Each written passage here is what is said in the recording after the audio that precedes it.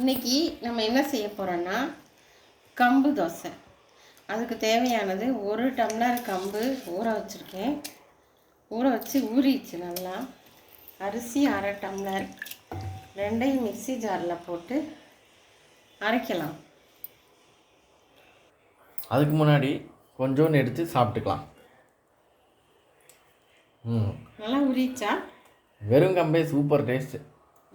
நல்லா ஊறி இருக்கா தம்பி? நல்லா ஊறி இருக்கு. இப்போ அரைக்கலாம். இப்போ மிக்ஸி ஜாரில் போட்டுக்கலாம்.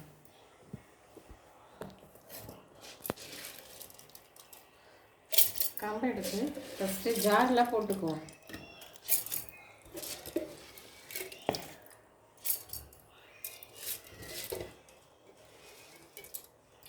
எல்லாத்தையும் போட்டாச்சு. இப்போ அரிசியை போட்டுக்கலாம்.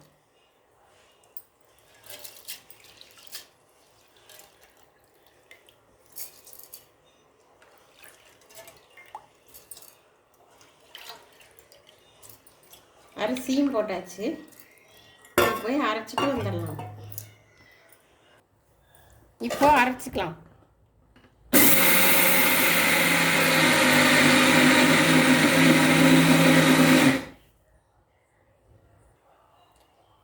இப்போ அரைச்சாச்சு. எடுத்து திறந்து பார்க்கலாம். நல்லா அரைப்பட்டுருச்சு. இப்போ ஒரு பாத்திரத்தில் ஊற்றிக்கலாம்.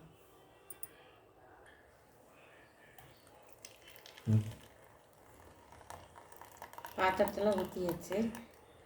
இப்போ கொஞ்சம் உப்பு போட்டு கலந்து வச்சிருவோம்.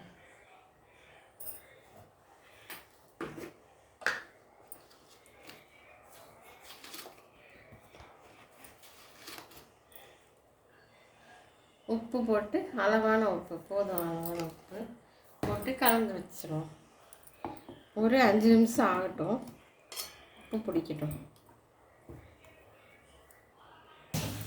இப்போ மாவு ரெடி ஆயிடுச்சு. உப்பு நல்லா கலந்துருச்சு. இப்போ தோசை ஊற்ற போகலாம். அடுப்பு பற்ற வச்சுக்கலாம். இப்போ தோசைக்கல்லை எடுத்து வச்சுக்குவோம். சூடாகட்டும்.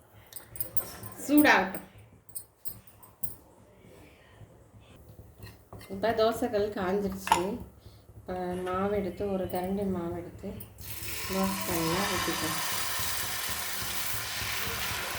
கம்பு தோசை நல்லா வருமா என்னன்னு தெரியல. இன்றைக்கி தான் நான் கம்பும் பச்சரிசியும் போட்டு ஊற வச்சு அரைச்சிருக்கேன். நல்லா வரும்னு ஒரு நம்பிக்கை. நல்லா எல்லா தோசை மாதிரி எதுவும் வருது. எப்படி வருது பார்க்கலாம். எண்ணெய் கொஞ்சம் மேலாட்டில் ஊற்றிக்கணும். தோசை கரண்டி எடுத்துகிட்டு வரேன்.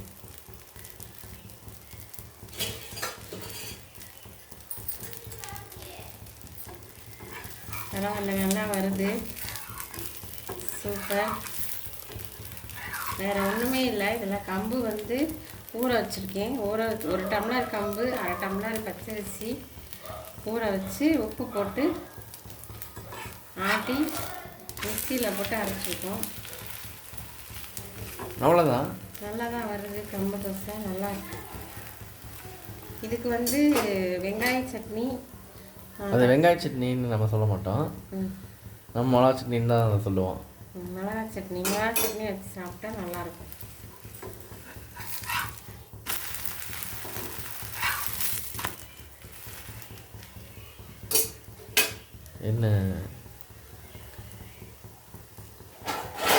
என்னாச்சு, கருகிருச்சா? இல்லை கருகல, நல்லா தான் இருக்கு. திருப்பி போட்டால் தான் நல்லா வேகும். நல்லா வெந்துக்கிட்டு இருக்கு. எப்படி இருக்குன்னு சாப்பிட்டு பார்க்கலாம்.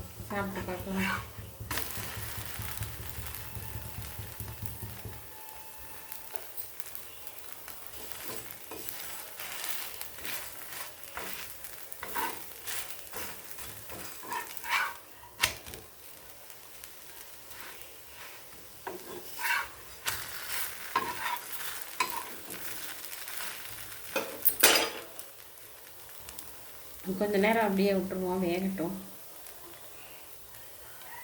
சும்மா கை வச்சு பார்த்தேன். சூடாக இருக்குது.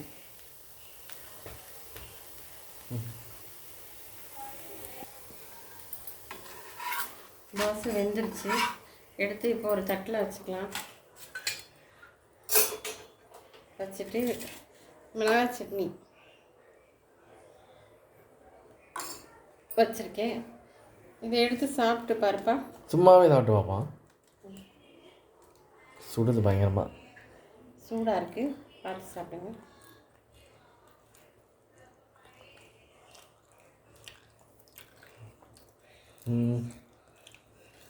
நல்லா இருக்கு. நல்லா டிஃப்ரெண்ட்டாக இருக்குது. உப்பு பத்தலை, கொஞ்சம் உப்பு போட்டு சுட்டு பார்க்கலாம். திரும்பி உப்பு போட்டு சுட்டு பார்த்துக்கலாமா?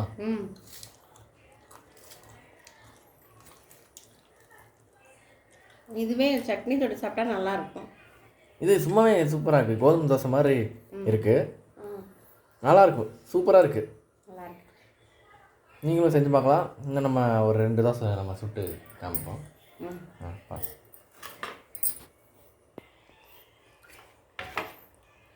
இன்னும் தான் ஊற்றி பார்க்கணும். இது நல்லா புளிக்கணும். கம்பு தோசையும் வந்து நல்லா புளிச்சாதான் நல்லாயிருக்கும். இப்போ 2 தோசை ஊற்றிருக்கோம். இது அப்படியே வச்சுட்டோம்னா நாளைக்கு ஊற்றினோம்னா நல்லாயிருக்கும். தோசை வைக்கக்கூடாது, மாவை தான் வைக்கணும். ஆமாம். அப்புறம் தோசை ரொம்ப கெட்டியாக இருக்குது. நல்லா புளிச்சா நல்லாயிருக்கும். நாளைக்கு சுடுவோம். மிச்சம் இருக்கிற மாவை வந்து நாளைக்கு சுடுவோம். இப்போ இதை சுட்டு பார்த்தோம் எப்படி இருக்குன்ட்டு. கெட்டியாக இருக்குது. நாளைக்கு புளிச்ச பின்னாடி சுடுவோம். மிளகா சட்னிக்கு சேர்த்தா டேஸ்ட் சூப்பராக இருக்குது. ஆனால் என்ன கெட்டியாக மட்டும்தான் இருக்குது. அவ்வளோவா கெட்டியாலாம் இல்லை, ஒரு அளவுக்கு தான் இருக்குது. சாப்பிடலாம் எடுத்து. பஞ்சு மாதிரி வேணும்னா பஞ்சத்தான் சாப்பிடணும். நல்லா தான் இருக்குது. நீங்களும் இதே மாதிரி செஞ்சு பாருங்கள். ஒரு தடவை செஞ்சு பார்த்தா தான் எப்படி இருக்குன்னு தெரியும். அதுவே நமக்கு அப்புறம் பழகிடும். நல்லாயிருக்கும்.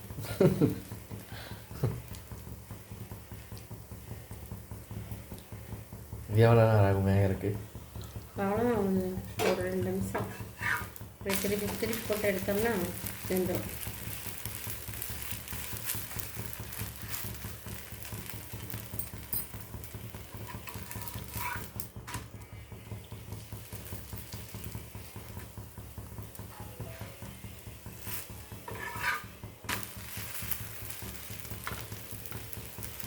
போதும். இந்த மாவு இதோட போதும். நாளைக்கு சுட்டுக்கலாம் தோசை. ஓகே, நீங்களும் இதே மாதிரி நாளைக்கு சுட்டுக்கலாம். ஓகே, நீங்களும் இதே மாதிரி செஞ்சு பாருங்கள், செஞ்சு சாப்பிடுங்க.